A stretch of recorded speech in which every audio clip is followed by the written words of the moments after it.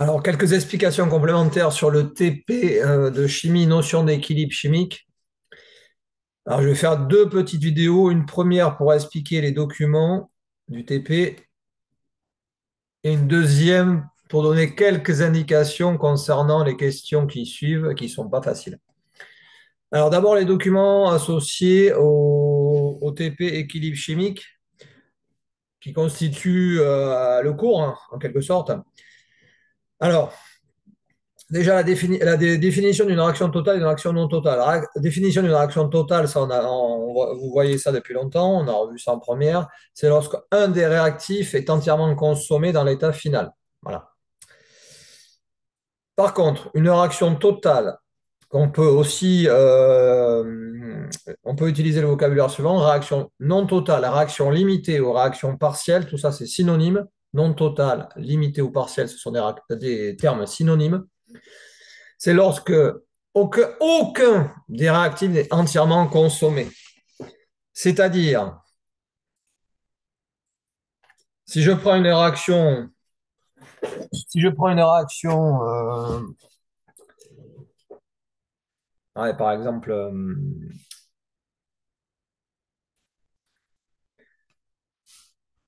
celle-ci, j'arrive, hein, Fe2 plus Ag solide. Donc là, c'est aqueux solide. Bon, déjà, si on vous met une double flèche, ça vous fait comprendre, pardon, Fe3 plus ici, ça vous fait comprendre que la réaction est non totale, limitée ou partielle. Tout ça, ça veut dire la même chose. Voilà. En fait, il s'agit d'une réaction d'oxydoréduction. Il faudrait écrire les couples oxydant-réducteurs pour l'équilibrer. Bon, là, je vais vite, je vais directement à l'équation bilan. Bon, on verra quand même que c'est équilibré.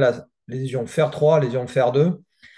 Ah oui, ce que je voulais expliquer, c'est que par exemple, ici, vous mettez une quantité initiale, j'ai n'importe quoi, 1 mol et 1 mol. Et là, bon, admettons 0, 0, dans l'état initial. Dans l'état final, ici, vous allez voir, on va plus utiliser Xmax, mais XF, justement pour bien faire la différence avec une réaction totale. Donc là, par le jeu des nombres stoichiométriques, il y a XF, XF, ça ne change pas. Mais là, ça, c'est pas nul.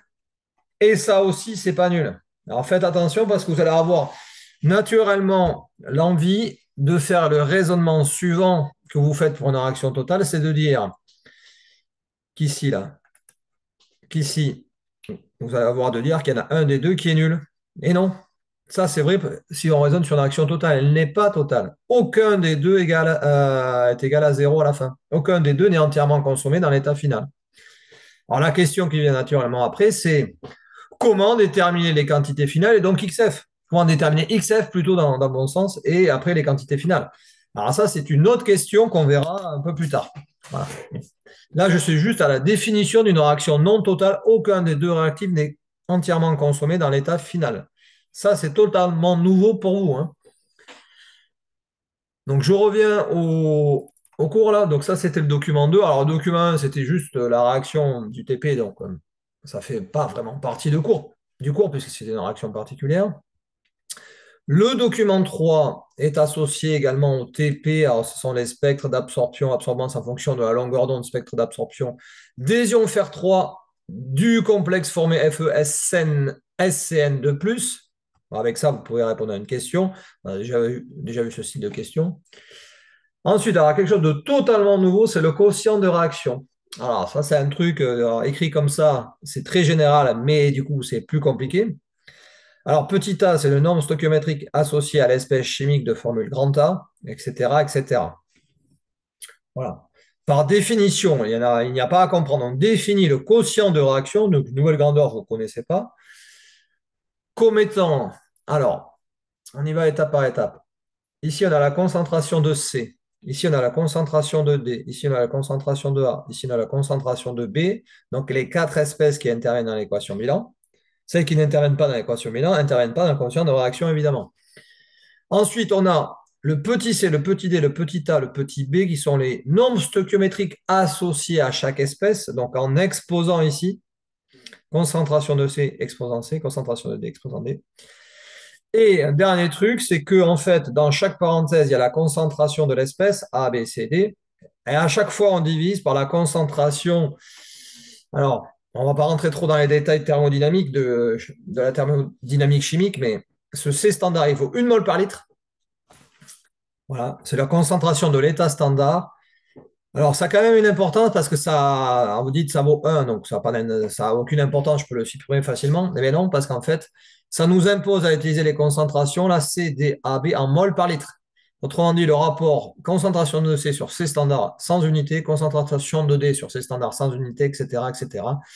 Donc, on voit bien que le quotient de réaction sera sans unité également. Donc, je l'ai mis en dessous.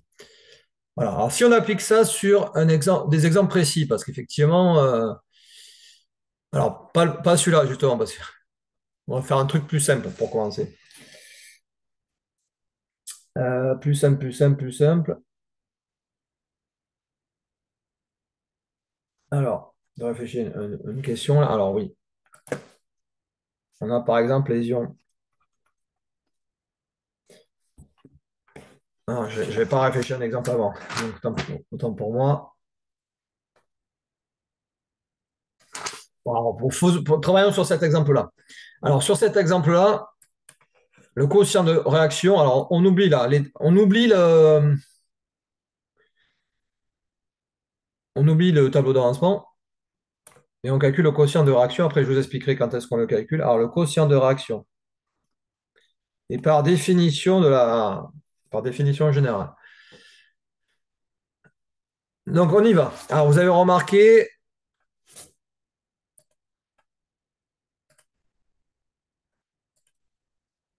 qu'au numérateur, c'est-à-dire en haut du trait de fraction, il y a les produits de la réaction, C et D, et qu'au dénominateur, il y a les réactifs, A et B. Donc, au numérateur, en haut, je m'occupe des produits de la réaction. Donc, concentration de Fe2+ sur C standard, que j'oublie pas, qui vaut 1 mol par litre. Tout ça à la puissance. Alors, quelle puissance? Mais le nombre stoichiométrique associé à chaque espèce chimique de l'équation Milan. Donc 1, bon, j'ai pris un exemple qui n'était pas très dur non plus, fois concentration de Ag+ sur C standard puissance 1, divisé concentration molaire, hein, concentration en quantité de matière de Fe3+, on s'occupe en dessous du trait de fraction, c'est-à-dire dénominateur des réactifs, sur C standard, le tout puissance 1. Je pense que là, vous voyez mieux avec un exemple pour comment l'appliquer. Fois, alors là, on est embêté parce que là, le deuxième réactif, c'est un solide. Donc, parler d'une concentration, ça n'a pas de sens. Donc, en fait, on a deux cas particuliers. Quand on a affaire à un solide dans l'équation Milan, on remplace par 1 ici. Donc, il n'y a pas de concentration. Et quand on le verra aussi dans un autre exemple, quand ici, dans l'équation Milan, j'ai un solvant, typiquement H2O, on remplace ici par 1 aussi. Voilà. Donc, quand il y a des solutés, pas de problème, on vient de voir comment. Quand c'est un solide, on remplace par 1 ici, multiplie par 1, et quand c'est un solvant aussi. Donc, prenons un deuxième exemple juste après avec justement un solvant. Alors, par exemple, PbO solide plus H2O liquide, qui va être le solvant de la réaction. Alors, tout ce que je dis, ça, je ne l'ai pas précisé, mais c'est important, je le dis maintenant donc, tout ce que je dis n'a un sens que pour des réactions partielles, non totales, hein. Pour des réactions totales, le quotient de réaction n'a aucun sens, hein.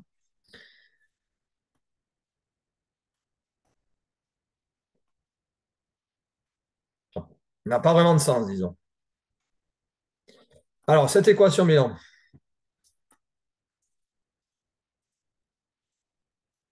réaction partielle.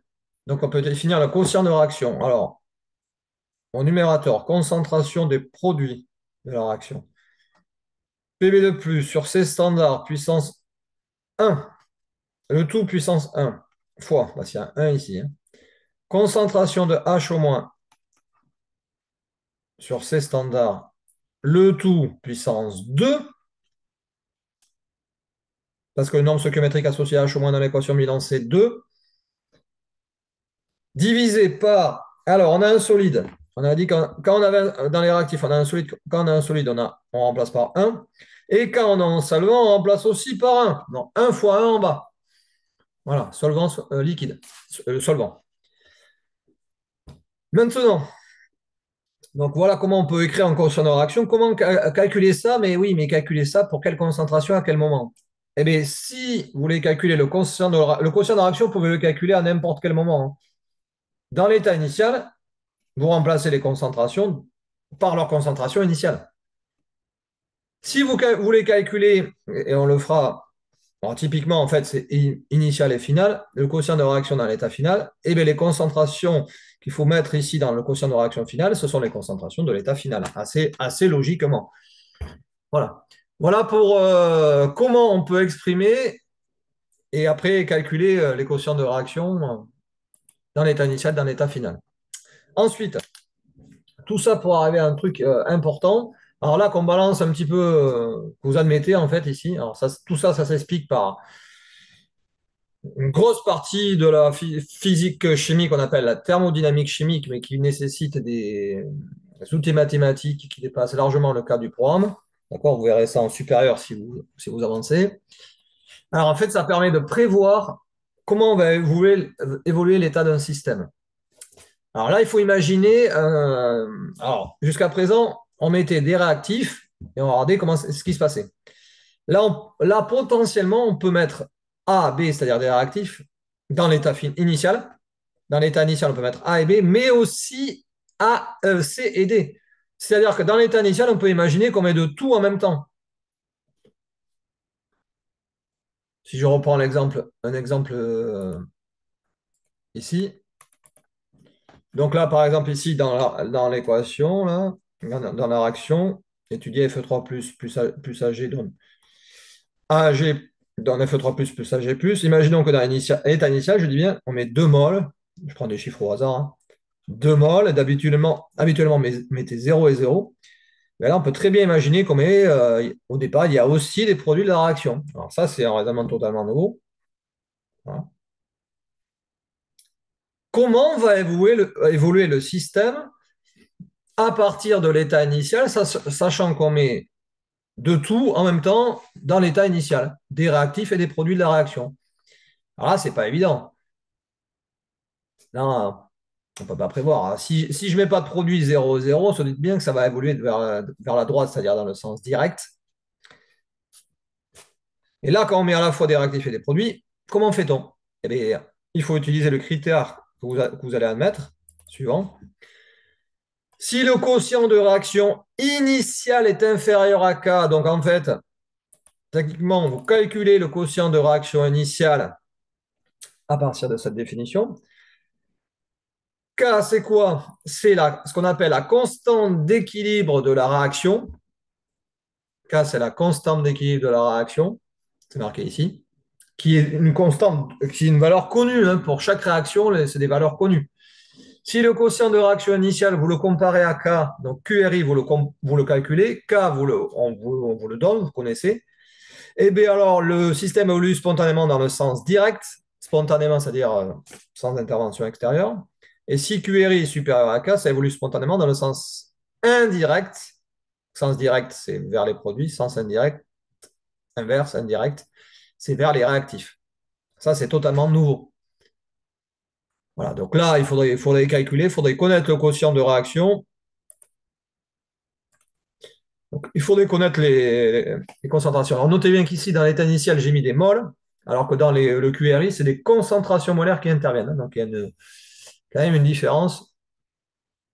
Donc, voilà pour l'interprétation du critère d'évolution spontanée. On compare le quotient de réaction initiale qu'on calcule à partir des concentrations initiales, qu'on compare à une valeur connue qui est K, qui est la constante d'équilibre qui caractérise l'état d'équilibre de la réaction étudiée. Ça, c'est totalement nouveau. Alors, est-ce que j'ai tout dit concernant l'explication des documents? Alors, la fin, c'est pas évident, donc on peut le regarder plusieurs fois. Oui, alors j'ai tout dit sur les documents. Donc, je ferai une deuxième vidéo pour vous lancer sur les questions.